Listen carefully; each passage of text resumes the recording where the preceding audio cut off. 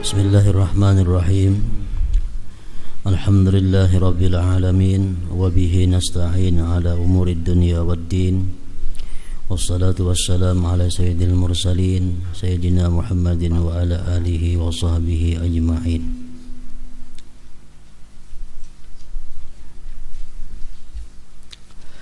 Dan apabila kamu membaca A'udzu billahi minasyaitonir rajim,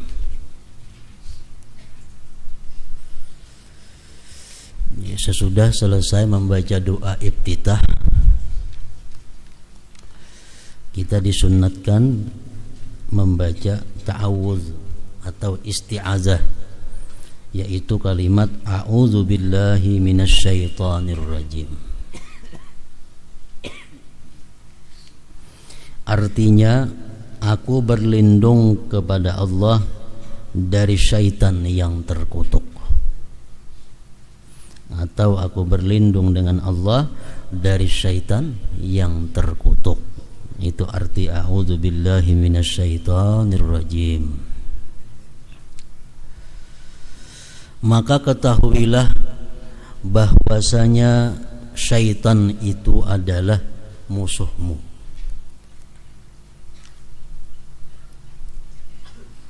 dan mengawasi untuk memalingkan hatimu dari Allah Azza wa Jalla. Syaitan selalu berusaha memalingkan hati kita daripada Allah Azza wa Jalla, karena kedengkian kepadamu atas munajatmu kepada Allah Azza wa Jalla dan sujudmu kepadanya. Padahal ia syaitan itu dikutuk sebab satu kali sujud yang ditinggalkannya, dan ia tidak menyetujui terhadap sujud itu.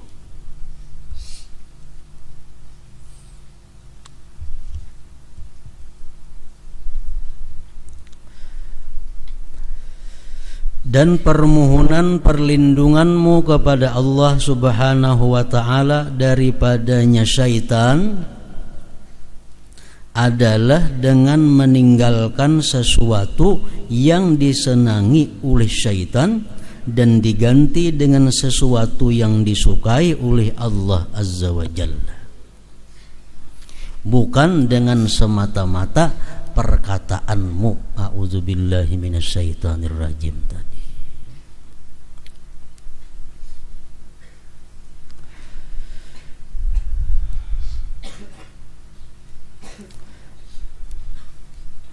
Orang yang dituju oleh binatang atau musuh untuk diterkamnya atau dibunuhnya, lalu ia berkata, aku berlindung dari kamu dengan benteng yang kukuh itu, padahal ia tetap di tempatnya, maka ucapan itu tidak berguna baginya.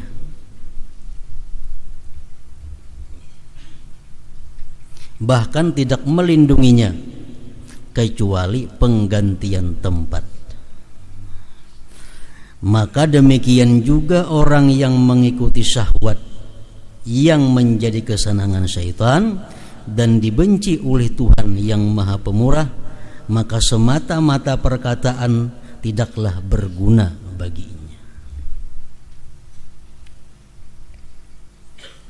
Sama halnya lawang rumah dibuka, lawang pintu rumah dibuka, berdoa kepada Allah, ya Allah selamatkanlah harta benda hamba daripada kehilangan, tapi lawangnya dibuka.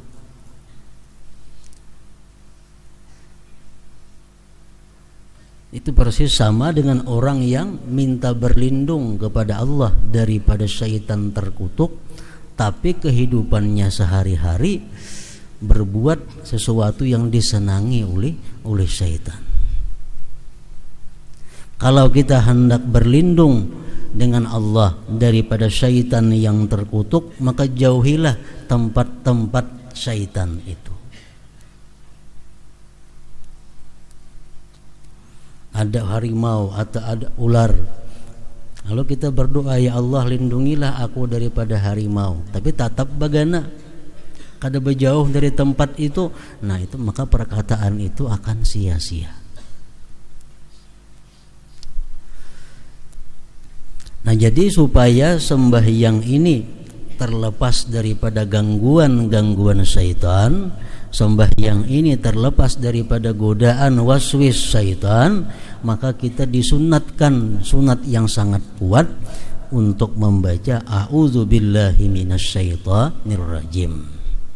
Nah kalimat itu, kalimat isti'adzah itu sangat berguna apabila sebelum sembahyang itu kita sudah menjauhi terlebih dahulu tempat-tempat syaitan. Kita sudah menutup pintu masuknya syaitan. Kalau sudah pintu-pintu tempat masuknya syaitan kita tutup, lalu kita ucap a'udzubillahi minasyaitonir rajim, nah itu bermanfaat ucapan a'udzubillahi minasyaitonir rajim tadi. Imam Al-Ghazali mengatakan pintu-pintu syaitan yang mesti kita tutup di dalam diri kita ada 10 pintu. Syaitan bisa masuk ke dalam diri kita melalui salah satu di antara pintu yang 10 ini. Kalau pintu yang 10 ini kita buka, walaupun 1000 kali kita mengucap a'udzubillah, ada manfaatnya. Kalaupun ada manfaat, manfaatnya halus. Imam Ghazali mengatakan pintu syaitan masuk ke dalam diri kita itu pertama liwat ghadab. Nah, liwat ghadab artinya apa? Marah.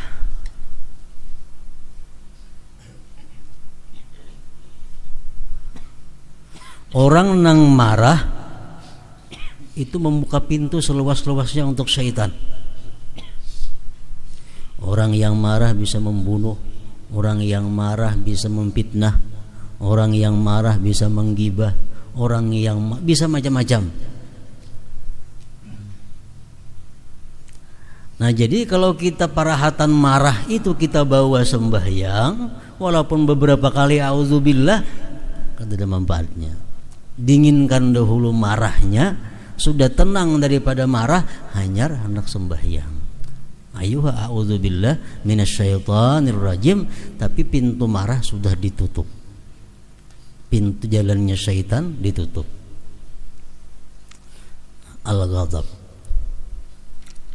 Syaitan berkata, apabila ada hamba yang sedang marah, maka aku permainkan itu hamba seperti dia permainkan bola.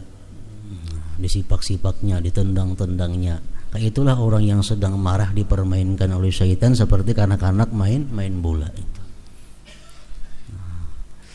Itu orang marah, kada ingat lagi norma-norma, kada ingat lagi undang-undang agama, kada tahu lagi ini kuitan, kada tahu lagi ini mintuha, kada tahu lagi ini laki. Bila sudah sarik, nah ghadab itu pintu syaitan. Makanya sembahyang jangan sekali-kali kalau hati masih membara, hati masih marah, jangan sembahyang dulu, karena itu masukan syaitan.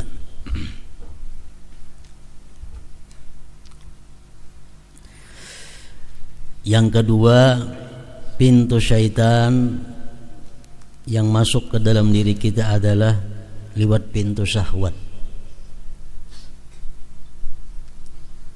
Syahwat artinya keinginan nafsu.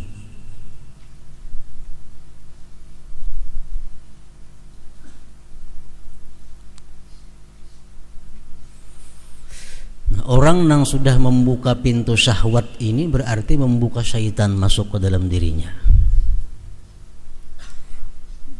Dengan syahwat itu orang bisa melakukan zina. Dengan syahwat orang bisa memakan barang nang kada halal. Dengan syahwat dia bisa minum minuman nang dilarang, karena meluruskan apa yang diingininya. Nah kalau kita parahatan ada syahwat itu, jangan sembahyang dulu, kendalikan dahulu syahwat. Makanya kata Rasulullah, kalau engkau hendak makan, makanlah dulu, hanya sembahyang. Kenapa? Karena syahwat di situ ada hendak makan. Kalau kita hendak makan, makanannya sudah siap, kita sembahyang berdahulu, parut lapar, makanan siap, sembahyang berdahulu, walaupun a'udzubillah tetap peganangan di makanan itu. Walaupun a'udzubillahi minasyaitonirrajim. Kenapa? Karena pintu syaitannya dibuka lewat syahwat tadi.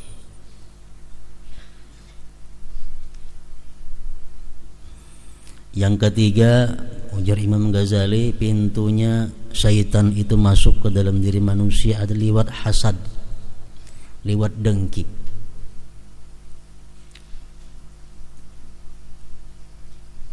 Orang yang dengki, nah, membuka pintu luas syaitan masuk ke dalam dirinya.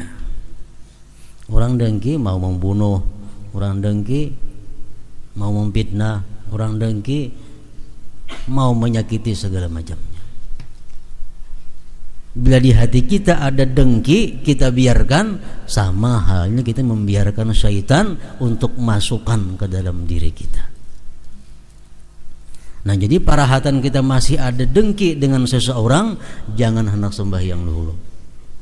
Diamkan dahulu dengkinya, tobat dahulu daripada dengkinya, hanya sembahyang.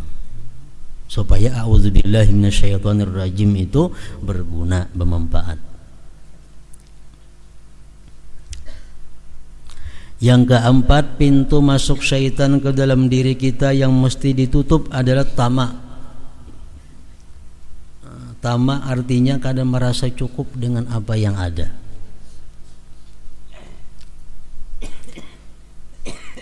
Ini mencakup seluruh perkara. Makan kada cukup, makan yang ada. Berpakaian kada cukup, pakaian yang ada. Penghasilan rasa kada cukup, penghasilan yang ada. Nah, bila macam itu masih ada dalam diri kita sifat tamak itu, sembahyang kayak apa aja kita kada kawa terhindar daripada syaitan. Kenapa? Karena selalu dimasuki syaitan untuk menghayal, mengingini, memiliki segala macam sesuatu yang dituntut oleh hawa nafsunya. Tamak.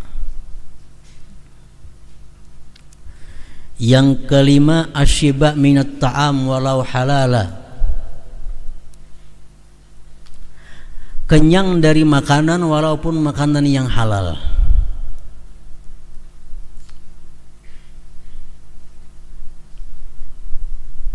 Orang nang parut kanyang walaupun dari makanan nang halal, itu mudah syaitan untuk mengarahkan inya kepada berbuat nang kada baik.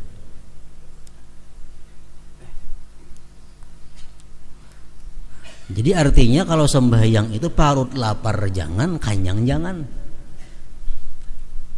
Parut lapar berpikir makan gimana sembahyangnya, parut kanyang lapah pulang sembahyangnya. Nah, jadi kalau sembahyang itu supaya jangan terganggu dengan urusan itu antara kanyang lawan lapar. Dan agama pun menganjurkan demikian juga. Kalau kita makan, makanlah jangan sampai kenyang. Nah, karena bila sudah makanan itu kanyang, berarti kita membuka syaitan masuk ke dalam diri kita. Yang keenam, Imam Ghazali, pintu syaitan lagi hubbut tazayyun, suka berhias. Orang ini suka aksi.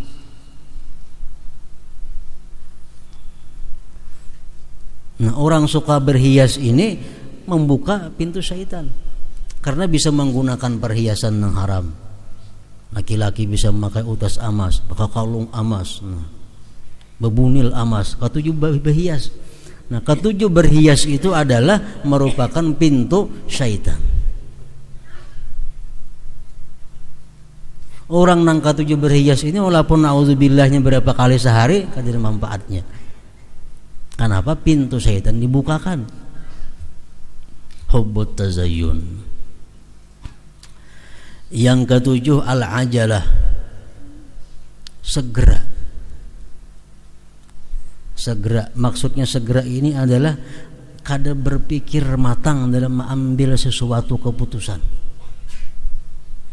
Hendak nukar napakah kada berpikir tukar, hendak kamanakah kada berpikir tulak, hendak apa kada berpikir banyak gawi.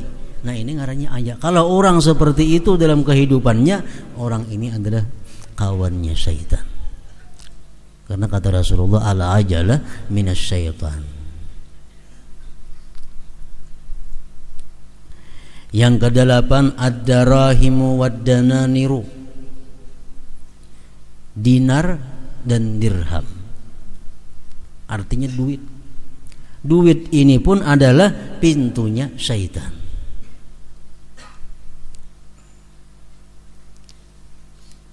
Orang yang sangat cinta kepada duit sehingga kadang menghiraukan lagi duit ini datang di mana.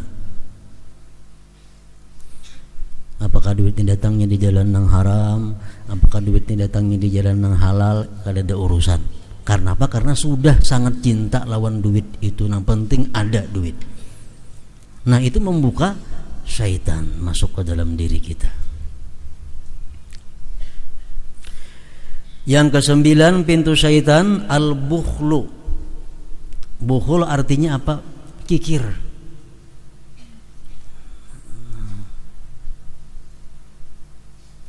Orang kikir ini memikirkan pun orang aja keluar pun seorang kada. Orang nang kikir ini bisa mau mengurangi membayar upah, bisa mau menunda upah orang, bisa mau mengangkat tanah orang. Nah, itu orang kikir. Kalau kikir itu ada dalam diri kita, ada pintu syaitan untuk masuk ke situ. Nah, yang ke-10, ta'allumul ilmil khafi qabla mumarasati zahir. Belajar ilmu hakikat sebelum lahir ilmu syariat. Orang tuh belum matang lagi ilmu syariat, belum matang lagi ilmu fikih, belajar sudah ilmu tasawuf nang dalam, sama membukakan pintu syaitan lawan dirinya.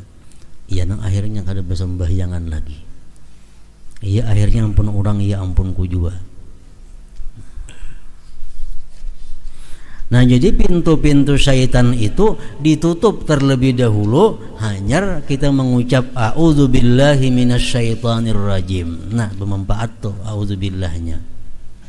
Rumah kita kunci, hanya kita bertawakal kepada Allah, minta dipeliharakan daripada pencuri. Nah, itu bermanfaat.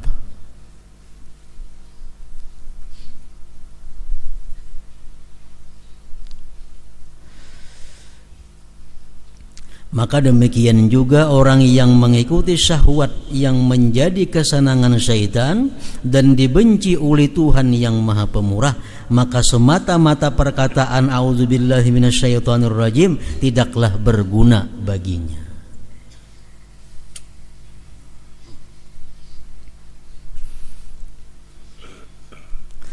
Maka hendaklah perkataannya disertai dengan azam, cita-cita untuk berlindung dengan binting Allah Azza wa Jalla dari kejahatan syaitan.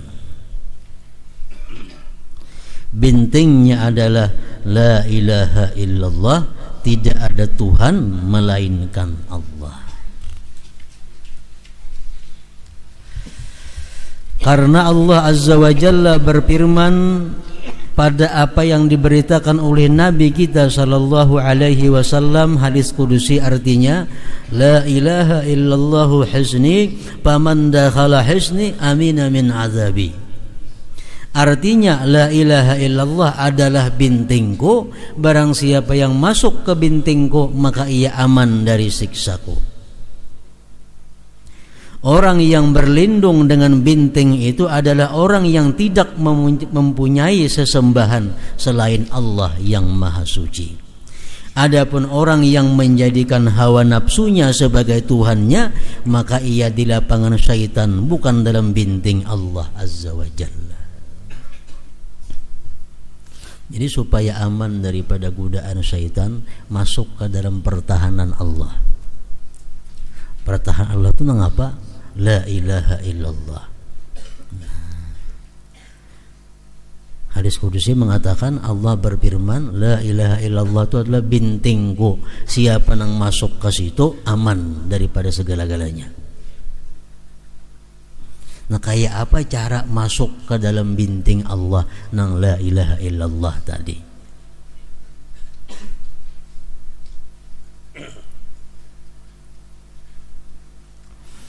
Ada dua teori ulama sufi yang mengatakan cara kita masuk ke dalam la ilaha illallah itu ada cara membuang atau menghilangkan sesuatu yang mendatangkan maksiat, yang mendatangkan lalai kepada Allah, kemudian memperbanyak zikir la ilaha illallah. Misalnya kita ada pekerjaan, macam-macam pekerjaan, ada kesibukan, macam-macam kesibukan.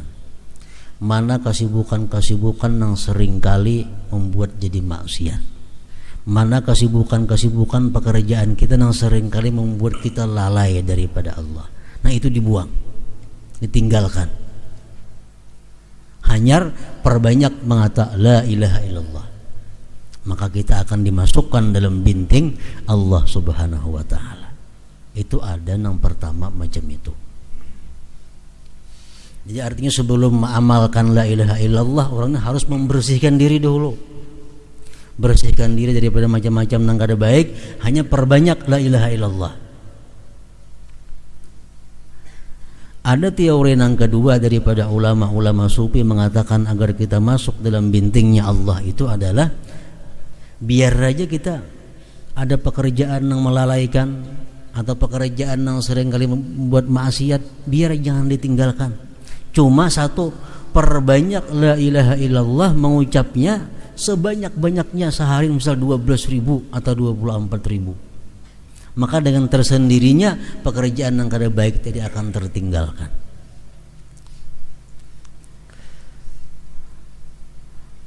Nah, jalan yang pertama, jalan yang ditempuh oleh Syekh Abdul Qadir Al-Jilani.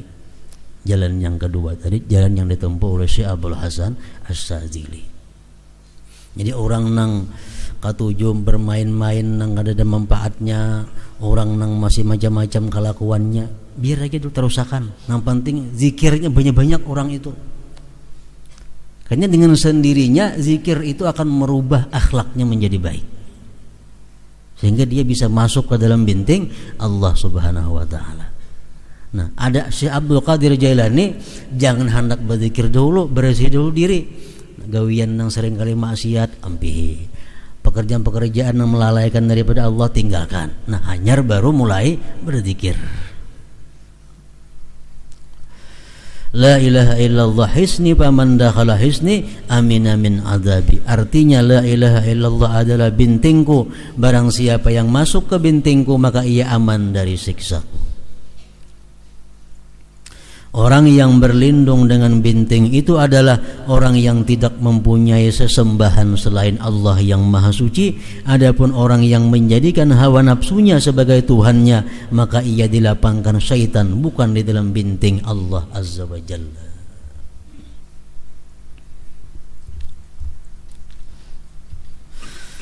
Ketahuilah bahwa sebagian tipu dayanya adalah syaitan itu menyibukkan kamu dengan ingat akhirat di dalam salatmu dan merencanakan perbuatan baik,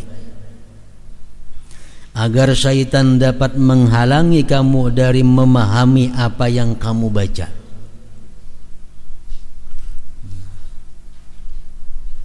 Misalnya syaitan menggoda kita sembahyang nih, supaya kita ingat lawan rumah, kita kawa mengatasi.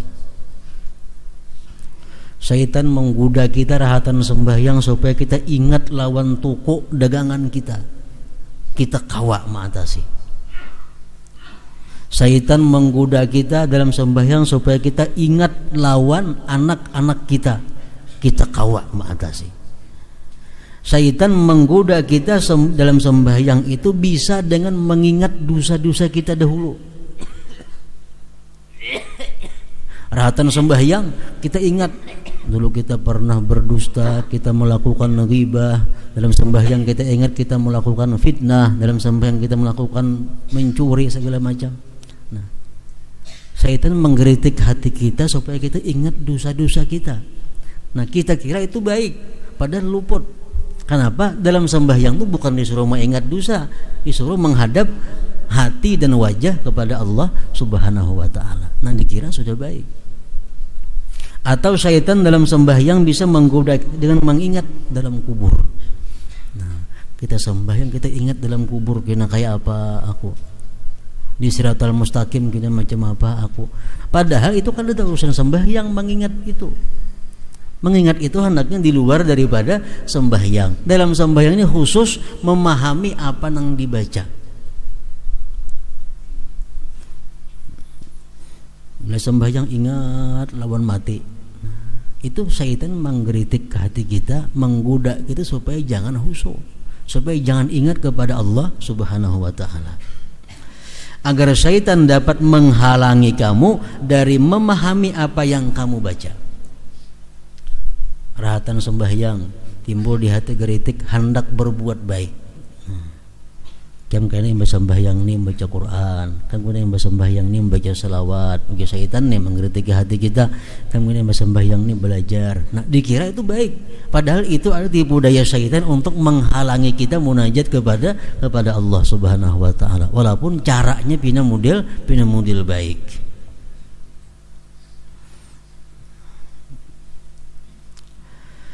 Ketahuilah bahwa segala sesuatu yang menyibukkan kamu dari memahami makna apa yang kamu baca itu adalah was-was ngarannya, bukan khusyuk.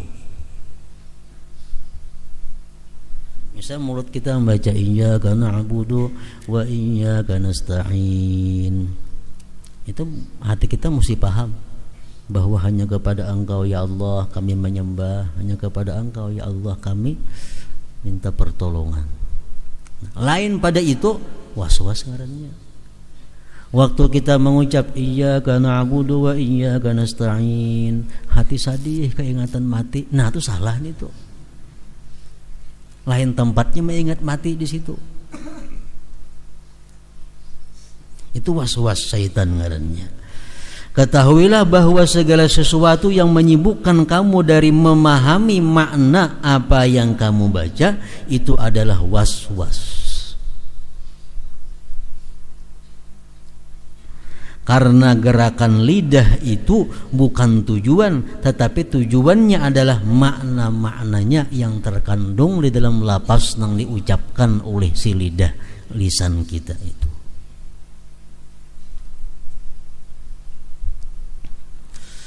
Adapun bacaan, maka manusia padanya ada 3 golongan. Baca Fatihah contohnya. Bismillahirrahmanirrahim. Alhamdulillahirabbil alamin. Arrahmanirrahim. Maliki yaumiddin sampai habis. Nah, membaca Fatihah, membaca tasbih, membaca tasyahud itu manusia ada 3 kelompok. Pertama, seseorang yang lidahnya bergerak sedangkan hatinya lalai. Di mulutnya mulai auzubillah sampai waladhdallin lancar, fasih bacaannya. Tapi hatinya kadang memahami makna apa nang inya baca. Padahal amunnya hakoninya kau aja memahami itu, bisa aja orangnya bahasa Arab. Bahasa Arab bisa, pandai aja. Ihdina artinya tunjuki kami, tahu aja. Sirat artinya jalan mustaqim yang lurus, tahu aja artinya. Bismillahirrahmanirrahim dengan nama Allah, tahu aja maknanya. Cuma karena hatinya kesibukan memikirkan yang lain daripada itu, sehingga makna yang dibaca itu kada terlintas dalam hati. Seseorang yang lidahnya bergerak sedangkan hatinya lalai.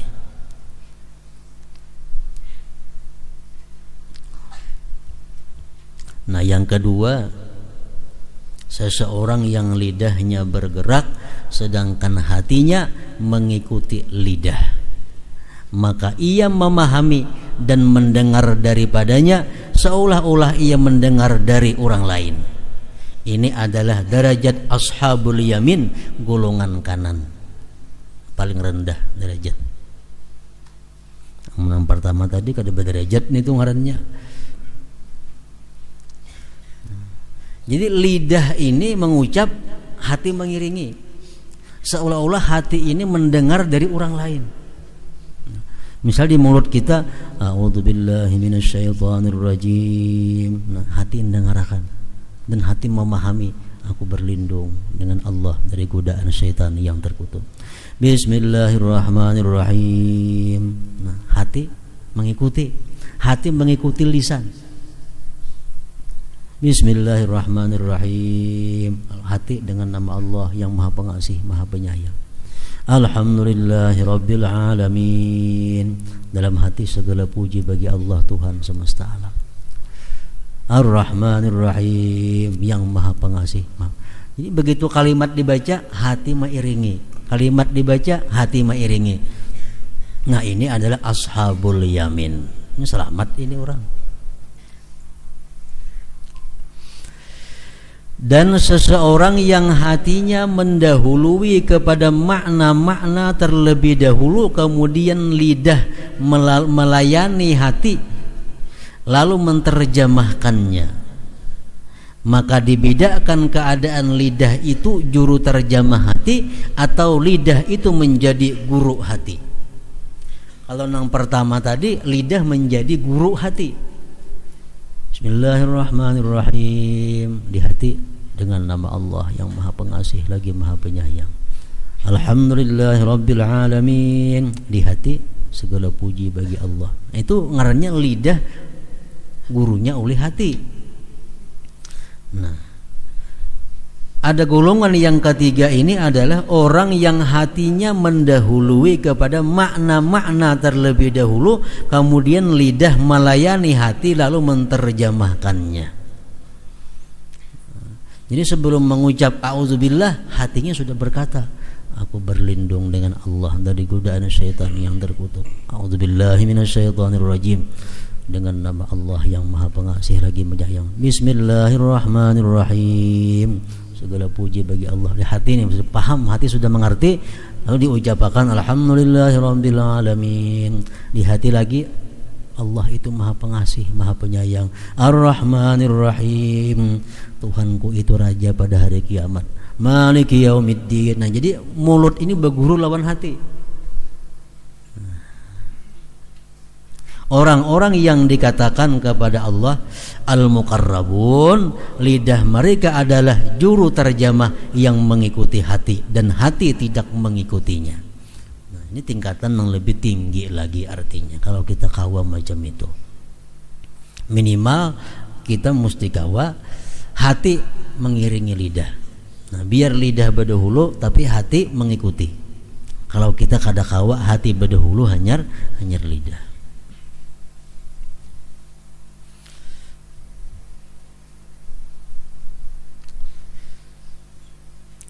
Perincian terjemah makna-makna itu adalah bahwasanya kamu mengucapkan Bismillahirrahmanirrahim, artinya dengan nama Allah yang Maha Pengasih lagi Maha Penyayang. Kalau orang muqarrabin, maknanya berdahulu dalam hati sudah ada, hanya diucapkan di mulut Bismillahirrahmanirrahim. Kalau orang ashabul yamin, di mulut berdahulu Bismillahirrahmanirrahim, dalam hati hanya menyadari, dengan nama Allah yang Maha Pengasih lagi Maha Penyayang. Artinya dengan nama Allah yang Maha Pengasih lagi Maha Penyayang, maka niatkanlah dengannya untuk mendapat berkah, untuk permulaan membaca kalam Allah yang Maha Suci. Dan pahamilah bahwasanya maknanya seluruh urusan itu dengan Allah yang Maha Suci. Jadi Bismillahirrahmanirrahim, dengan nama Allah yang Maha Pengasih lagi Maha Penyayang, aku mulai sembahyang ini. Dengan nama Allah yang Maha Pengasih lagi Maha Penyayang, aku mulai membaca surat Al-Fatihah ini. Terus semakin luas pengetahuan kita, semakin banyak tafsir yang terkandung di dalamnya Bismillahirrahmanirrahim itu. Yang dimaksud dengan isim nama Bismillahirrahmanirrahim, dengan nama Allah. Dimaksud dengan isim nama di sini adalah musamma, orang yang disebut.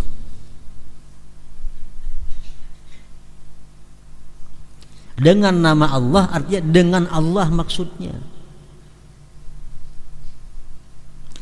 Dan apabila urusan-urusan itu dengan Allah yang maha suci, maka pastilah alhamdulillah. Bismillahirrahmanirrahim. Dengan nama Allah yang maha suci, yang maha pengasih, maha penyayang, aku mulai sembahyang ini, aku mulai membaca surat Al-Fatihah ini.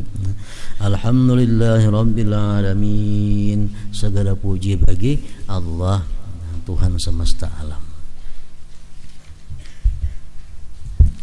Pengertiannya adalah syukur itu bagi Allah. Alhamdulillahirabbil alamin. Itu kita ucapkan alhamdulillah sesudah bismillah. Bismillah itu kita ucapkan menyertai perbuatan. Bismillah kita ucapkan menyertai perkataan. Dengan nama Allah yang maha pengasih penyayang, aku mulai ini sembahyang ini. Nah, kita bisa bergerak sembahyang, kita bisa membaca Fatihah, itu karena nikmat dari Allah Subhanahu wa taala. Makanya kalimat berikutnya, alhamdulillahirabbil alamin. Segala puji bagi Allah Tuhan semesta alam. Pengertiannya adalah syukur itu bagi Allah karena segala nikmat itu dari Allah. Dan barang siapa yang berpendapat nikmat itu dari selain Allah, atau dengan syukur ia maksudkan selain Allah yang maha suci, bukan karena ia dikuasakan dari Allah Azza wa Jal, maka dalam membaca tasmiyah bismillahirrahmanirrahim dan tahmid alhamdulillahirabbil alamin itu kurang.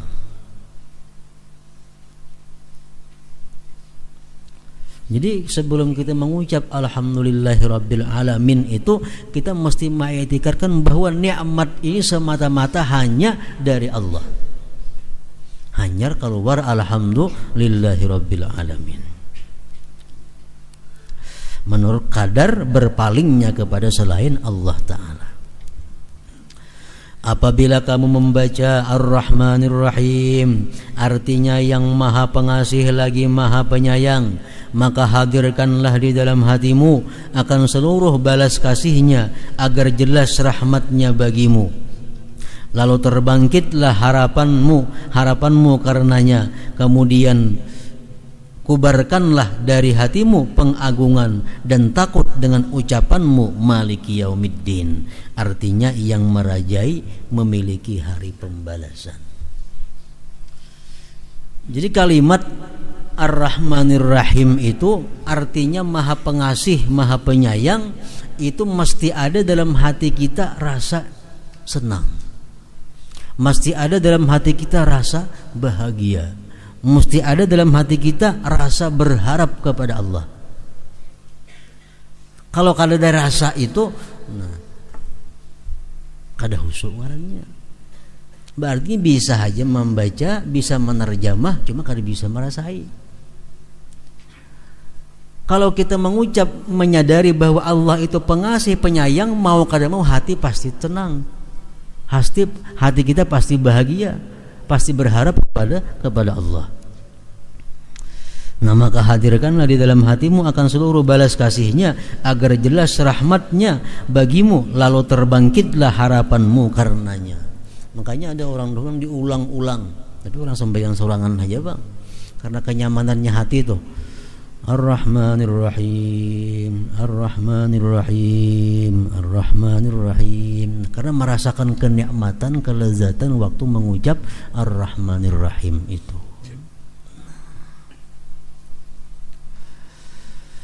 Nah, kemudian sesudah kita merasakan kenikmatan dan kelezatan itu, kita ada takut kepada Allah. Takut itu melalui ucapan Maliki Yaumiddin, artinya yang merajai memiliki hari pembalasan. Adapun keagungan karena tidak ada kerajaan kecuali baginya. Adapun takut maka karena sulitnya hari pembalasan dan perhitungan yang mana dia adalah pemiliknya. Kemudian dia perbaharuilah keikhlasan dengan ucapanmu iyyaka na'budu. Jadi dalam kita mengucapkan Maliki Yaumiddin, itu hati kita pasti ada merasakan takut kepada Allah.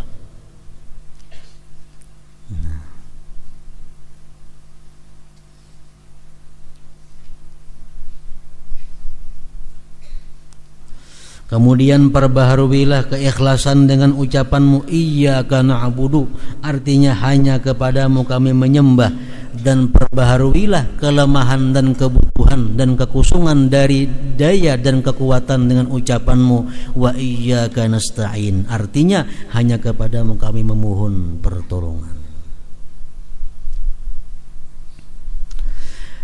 Dan yakinlah bahwasanya tidak mudah ketaatan bagimu kecuali dengan pertolongannya, dan dia mempunyai anugerah jasa karena Allah telah memberi pertolongan kepadamu untuk taat kepadanya, dan dia menjadikan kamu khidmat untuk beribadah kepadanya, dan dia menjadikan kamu ahli munajat kepadanya.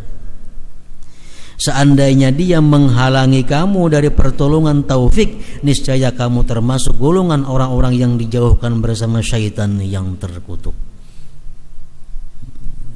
Jadi waktu kita iyyaka na'budu, hanya kepada Engkau ya Allah kami menyembah, di situ hati kita kada boleh ada keingatan siapa jua pun hanya selain Allah. Wa iyyaka nasta'in, hanya kepada Engkau kami ya Allah minta pertolongan. Nah di situ ada hati kita merasa kerendahan, minta tolong kepada Allah.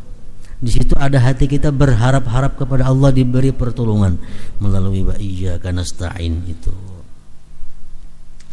Kemudian apabila kamu selesai dari ta'awuz, a'udzubillahi minasyaitonirrajim, dan ucapanmu bismillahirrahmanirrahim, dari tahmid alhamdulillahirabbil alamin, dan dari menampakkan kebutuhan untuk mohon pertolongan secara mutlak, maka tentukanlah permohonanmu dan janganlah kamu memohon kecuali sepaling penting kebutuhanmu, dan bacalah ihdinas siratal mustaqim.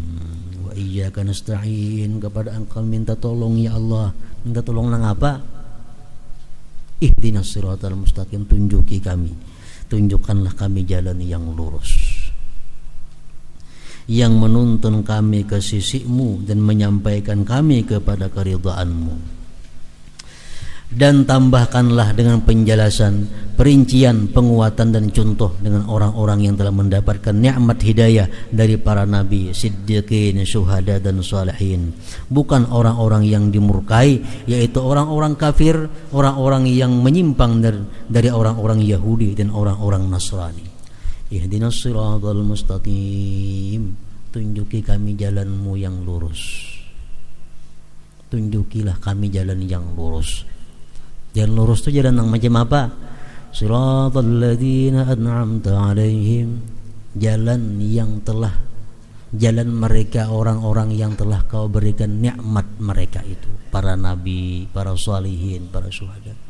Ghairil maghdubi alaihim waladdallin, bukan jalannya orang-orang yang dimarahi Allah, bukan jalannya orang-orang yang tersesat. Itu penjelasan daripada yang kita minta kepada Allah, ihdinas siratal mustaqim tadi. Kemudian mohonkanlah perkenan dan bacalah amin, artinya perkenankanlah. Jadi itulah Fatihah dari awal sampai akhir. Di situ ada mendatangkan kenyamanan hati, kebahagiaan hati, ada mendatangkan ketakutan hati, ada mendatangkan berharapnya hati, ada mendatangkan mohon pertolongan kepada Allah. Segalanya tercakup dalam surat Al-Fatihah itu. Nah kalau kita kawa sedemikian itu dalam membaca Fatihah, khusyuk ngarannya sudah bintang surat Fatihah. Dan khusyuk itu kada sama antara satu dengan yang lain.